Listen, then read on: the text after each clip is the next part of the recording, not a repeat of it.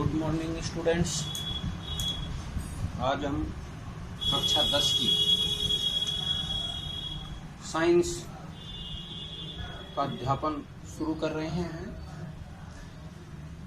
विज्ञान जो विषय है कक्षा 10 की, इसका प्रारंभ आज से अपन कर रहे हैं। विज्ञान को अंग्रेजी में साइंस शब्द से लिखा जाता है, जबकि हिंदी में विज्ञान लिखा जाता है। साइंस शब्द जो है, इसकी उत्पत्ति लैटिन भाषा के साइंसिया शब्द से हुई है, जिसका अर्थ टू नो, जानना होता है। इसी प्रकार साइंस शब्द का जो हिंदी नाम है विज्ञान, उसकी उत्पत्ति संस्कृत भाषा के विज्ञानम शब्द से, जिसका अर्थ भी जानना होता है। इस प्रकार विज्ञान को लैटिन भाषा के साइंसिया शब्द से और संस्कृत भाषा के विज्ञानम शब्द से लिया गया है। विज्ञान जो विषय है, इसको प्राकृतिक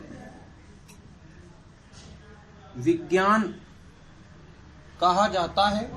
यानी प्रकृति के अंदर जितने भी सजीव निर्जीव वस्तुएं हैं और या देखी जाती है, उनका अध्ययन अपन विज्ञान के अंदर करते हैं, इसलिए इसे प्राकृतिक विज्ञान कहते हैं। इस विज्ञान को एक बड़ा क्षेत्र होने के कारण इसे अध्ययन की दृष्टि से कुछ शाखाओं में बांटा जाता है। अगर हम इसकी परिभाषा की बात करें तो प्रकृति के अंदर जितने भी सजीव है, उनका अध्ययन करना, कैसे उत्पत्ति हुई, क्या कार्य करते हैं, क्यों हुआ, क्या रासायनिक क्रियाएं करते हैं, किस प्रकार प्राप्त हुए, क्या क्या इनके उपयोग हैं, इन सबको हम जानते हैं, प्रयोग से प्रमाणित करते हैं प्रयोगशाला के अंदर। इसलिए विज्ञान की जो परिभाषा है वह क्या बन के आती है कि प्रकृति के क्रमबद्ध अध्ययन से अर्जित तथा प्रयोगों द्वारा प्रमाणित ज्ञान ही विज्ञान कहलाता है। इस विज्ञान को विभिन्न शाखाओं में बांटा जाता है। अगर बात करें प्राकृतिक विज्ञान,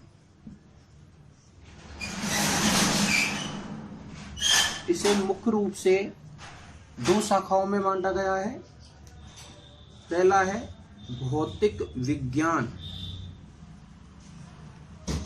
यानी वह विज्ञान की शाखा जिसमें केवल निर्जीव वस्तुओं का अध्ययन किया जाता है, उसे भौतिक विज्ञान कहते हैं। उसे क्या कहा जाता है? भौतिक विज्ञान कहा जाता है। दूसरी है जीव विज्ञान। जीव विज्ञान के अंदर सजीव वस्तुओं का अध्ययन किया जाता है, यानी निर्जीव वस्तुओं का अध्ययन भौतिक विज्ञान होती है, और सजीव वस्तुओं का या जीवों का अध्ययन जीव विज्ञान होती है। इस जीव विज्ञान को और भौतिक विज्ञान को पुनः अध्ययन की दृष्टि से कई शाखाओं में बांटा जाता है, क्योंकि बहुत बड़ा क्षेत्र होता है विज्ञान का। तो इसे भौतिकी यानी फिजिक्स, रसायन, केमिस्ट्री, भूगर्भिकी, खगोलिकी में विभक्त किया जाता है। इसी प्रकार सजीव दो प्रकार के होते हैं, एक पेड़ पौधे और दूसरे जंतु। अगर जंतुओं का अध्ययन करते हैं तो उसे जूलॉजी में लिखेंगे या अध्ययन करेंगे उस शाखा का। दूसरी है पेड़ पौधे, पेड़ पौधों का अध्ययन जिस शाखा में करेंगे उसे बॉटनी या वनस्पति विज्ञान कहते हैं। तो इस प्रकार विज्ञान को प्राकृतिक विज्ञान के अंतर्गत दो भागों में विभक्त करके पुनः कई शाखाओं में बांटा जाता है। अब हम विज्ञान का पार्ट 1 प्रारंभ करते हैं, जो सजीवों में पोषण से संबंधित है। पार्ट 1 विज्ञान का।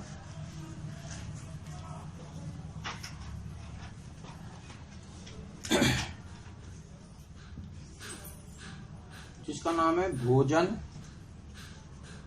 एवं मानव स्वास्थ्य। इन भोजन और मानव पर भोजन का क्या प्रभाव पड़ेगा, उसके स्वास्थ्य पर इसका क्या महत्व है, उसके बारे में अध्ययन करते हैं। जितने भी सजीव होते हैं वो प्रकृति से भोजन प्राप्त करते हैं किसी भी रूप में। सजीव सजीव से प्राप्त करता है और पेड़ पौधों से भी प्राप्त करता है। तो अपने आप को स्वस्थ ऊर्जा युक्त रखने के लिए उसे भोजन अर्थात पोषण की आवश्यकता होती है। तो बात आती है पोषण किसे कहते हैं। पहला प्रश्न, अब जो पोषण होता है यानी हमारे शरीर को ऊर्जा देने वाला पदार्थ, जिसमें लगभग सभी प्रकार के ऊर्जा युक्त अवयव उपस्थित होते हैं। तो सजीवों द्वारा, इनके द्वारा सजीवों द्वारा शरीर की विभिन्न क्रियाओं एवं विकास वृद्धि के लिए ग्रहण किया गया खाद्य पदार्थ या भोजन ही पोषण कहलाता है। यह पोषण सजीवों को ऊर्जा प्रदान करने का कार्य करता है। यानी ग्रहण किया गया खाद्य पदार्थ क्या कहलाएगा, पोषण कहलाता है। अब बात करें इस पोषण की अपन कि इसमें हमें हमारे शरीर के लिए आवश्यक वे तत्व उपस्थित है या नहीं है जो हमें चाहिए। तो इस आधार पर पोषण को दो भागों में बांट दिया जाता है या आहार को दो भागों में। दूसरा प्रश्न बनता है संतुलित आहार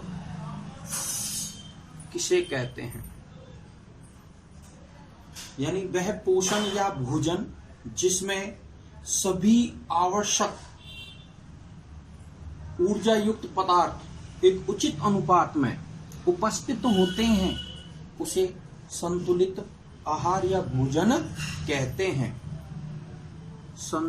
सभी पोषक पदार्थ किसमें अवस्था में, उचित अनुपात में।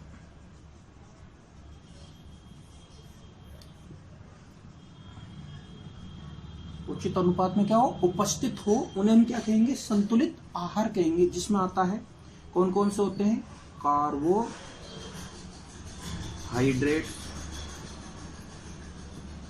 प्रोटीन, वसा, विटामिन, खनिज लवण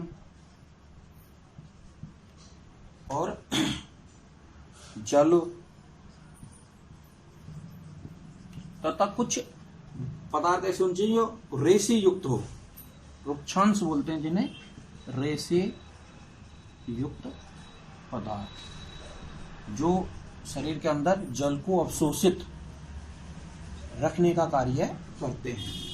तो इस प्रकार संतुलित आहार में कितने कौन कौन से मुख्य, कार्बोहाइड्रेट, प्रोटीन, वसा, विटामिन, खनिज लवण, जल और रेसे युक्त पदार्थ, जिन्हें हम किसी न किसी रूप में अपने शरीर के अंदर ग्रहण करते हैं। लेकिन कब ग्रहण कर पाएंगे सभी को, जब हमारे भोजन में सभी पदार्थ यानी सभी प्रकार की सब्जियां, सभी प्रकार की दालें, सभी प्रकार के खाद्य पदार्थ अगर ग्रहण करते हैं। तीसरा प्रश्न अपन का जो आता है वो आता है कि ये हमें क्या क्या लाभ देगा। तो संतुलित आहार के लाभ। अब इससे सबसे बड़ी चीज क्या है, जो संतुलित आहार होता है वो हमारे शरीर को स्वस्थ वृद्धि प्रदान करके मजबूत बनाने का कार्य करता है। तो नंबर 1 क्या है, शरीर को मजबूत बनाने का कार्य करता है। दूसरा है, संतुलित आहार अगर हम ग्रहण करते हैं तो वो विभिन्न रोगों से लड़ने की रोग प्रतिरोधक क्षमता प्रदान करता है। तीसरा हो जाता है, संतुलित आहार हमारे मस्तिष्क को स्वस्थ एवं ऊर्जा युक्त यानी उत्तम बनाने का कार्य करता, तेज बनाने का कार्य करता है। तो मस्तिष्क को स्वस्थ व तेज, कहते हैं ना दिमाग तेज होना, तो दिमाग तेज कब रहेगा, जब हमें उचित अनुपात में भोजन ग्रहण करेंगे। अगर उचित अनुपात में भोजन ग्रहण नहीं करेंगे तो हमारा मस्तिष्क थका हुआ रहेगा तो हम पूर्णतः अध्ययन नहीं कर पाएंगे, ना ही पूर्ण रूप से याद कर पाएंगे। चौथा जो कार्य होता है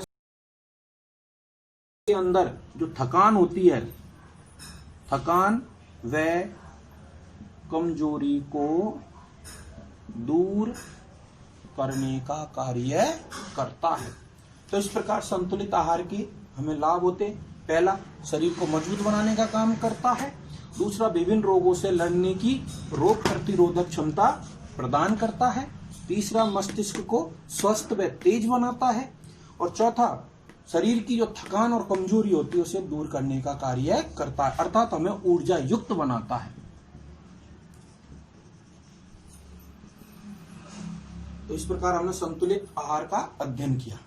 अब बात करें अपन अगला प्रश्न। आप बीच बीच में वीडियो को रोककर इसका स्क्रीनशॉट ले सकते हैं और धीरे धीरे सुनकर आप अपनी कॉपी में नोट कर सकते हैं। मैं आपको पन्ना भी थोड़ी देर में दिखा दूंगा ताकि आप उसका पूरी तरह अध्ययन कर सकें। अगला प्रश्न है, असंतुलित आहार।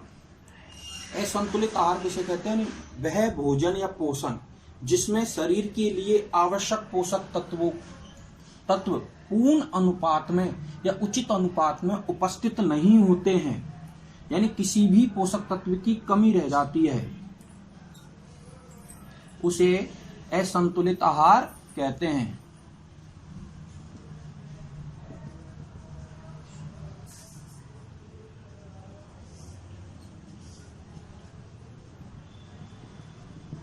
अगर ऐसे भोजन को हम लंबे समय तक ग्रहण करते हैं जिसमें एक पोषक तत्व की कमी है, तो हम उस पदार्थ से संबंधित रोगों से ग्रसित हो जाएंगे, अर्थात हम कुपोषण के शिकार हो जाएंगे, यानी वो स्थिति हमारे शरीर को कुपोषण युक्त बना देती है। इस प्रकार हमने असंतुलित भोजन को पढ़ा। अब बात करेंगे कुपोषण की। जब तक इसको देख लो, अब बात करते हैं अगला प्रश्न।